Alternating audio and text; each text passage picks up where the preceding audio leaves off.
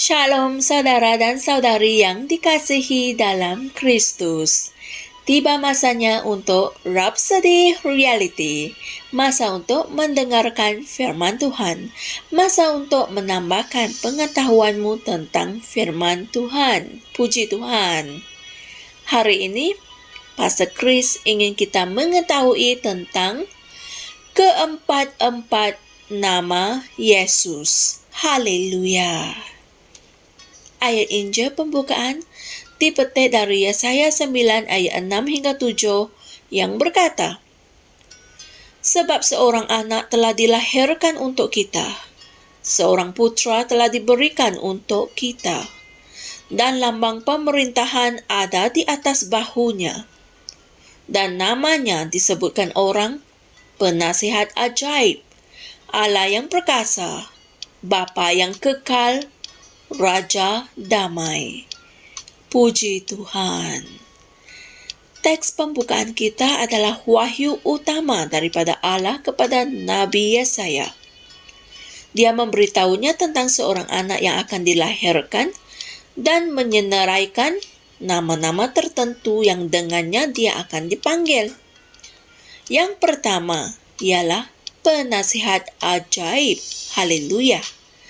Dalam teks Ibrani yang asal, nama Penasihat Ajaib bermaksud ahli strategi yang luar biasa.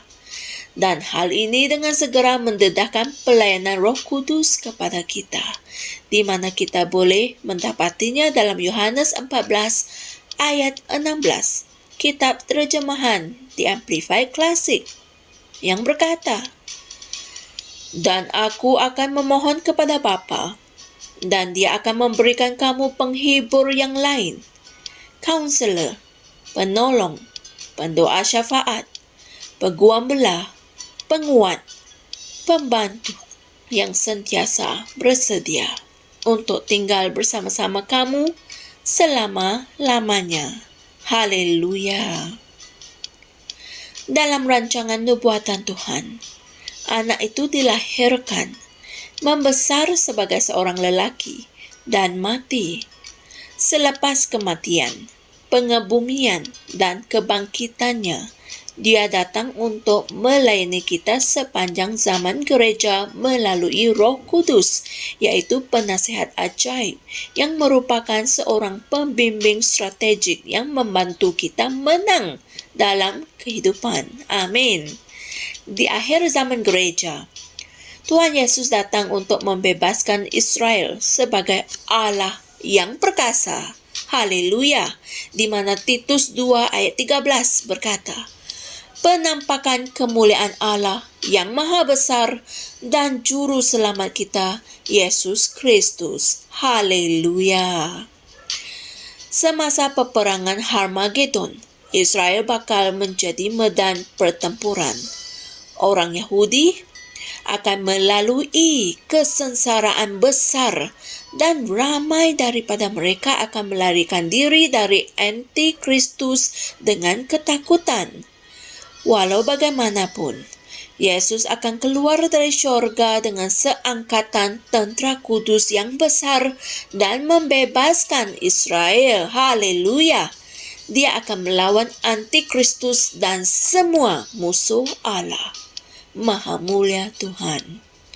Perkara seterusnya yang dialami oleh orang Israel ialah Bapa yang kekal. Haleluya.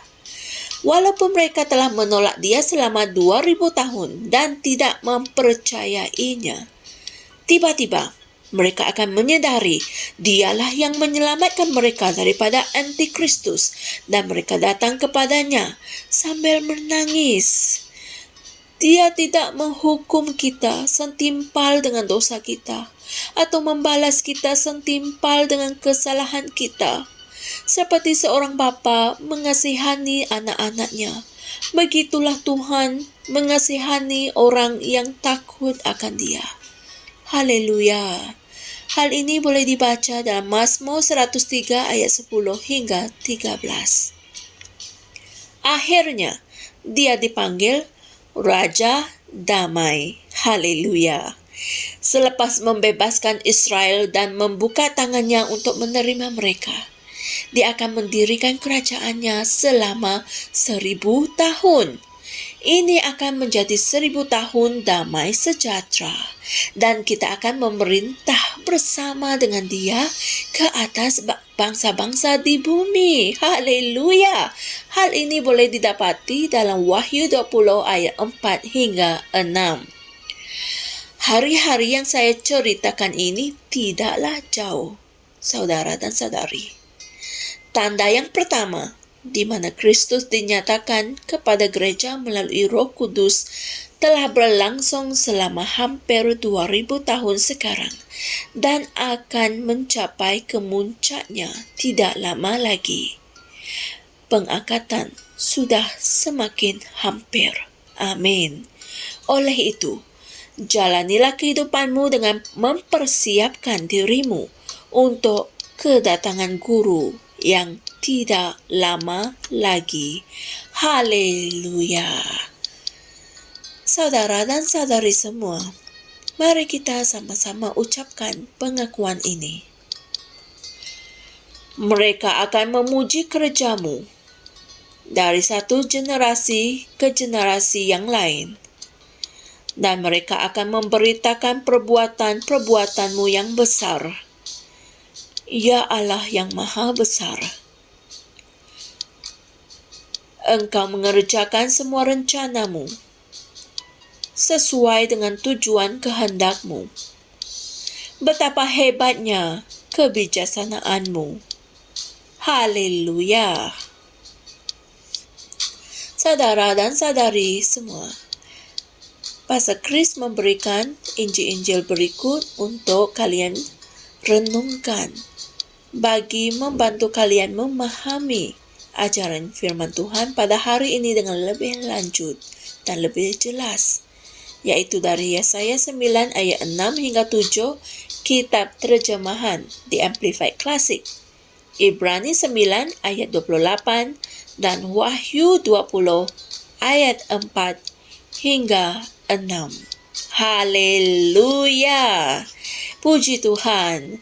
Kami pasti kalian telah diberkati dengan pengetahuan dari firman Tuhan hari ini.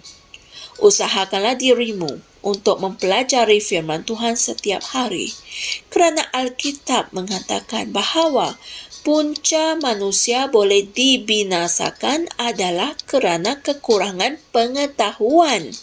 Dan hal ini tertulis dalam Hosea 4 ayat 6. Alkitab tidak mengatakan bahawa manusia binasa kerana penyakit, kemiskinan, atau kesakitan. Tidak. Tetapi Alkitab mengatakan manusia binasa kerana kurangnya pengetahuan. Oleh sebab itulah, kami menyediakan perkongsian firman Tuhan ini untuk membantu kalian menambah pengetahuanmu setiap hari. Puji Tuhan. Jumpa lagi esok dan Tuhan berkati. Shalom. Kami percaya saudara-saudari semua telah diberkati dengan perkongsian firman dari Rhapsody Reality. Bagi sesiapa yang ingin menjadikan Yesus Kristus sebagai Tuhan dalam kehidupanmu, kamu boleh mengucapkan doa ini bersama dengan saya. Ya Tuhan Allah, aku mempercayai Yesus Kristus, Anak Allah yang hidup dengan sepenuh hatiku. Aku percaya Dia telah mati untukku, dan Allah telah membangkitkan Dia dari kematian. Aku percaya Dia hidup hari ini. Aku mengaku dengan mulutku bahawa Yesus Kristus adalah Tuhan dalam hidupku mulai dari hari ini. Melalui Dia dan di dalam nama-Nya, aku mempunyai kehidupan yang kekal. Aku telah dilahirkan semula. Terima kasih Allah kerana menyelamatkan jiwaku. Aku sekarang adalah anak Allah. Haleluya. Tanya, sekarang kamu telah menjadi anak Allah. Untuk apa-apa sebarang pertanyaan atau untuk mendapatkan lebih banyak maklumat mengenai bagaimana untuk bertumbuh sebagai seorang Kristian, Anda semua boleh hantar mesej di akaun Facebook kami atau email kami di tnimsia@gmail.com. Sekali lagi, tnimsia@gmail.com. Tuhan berkati Anda semua.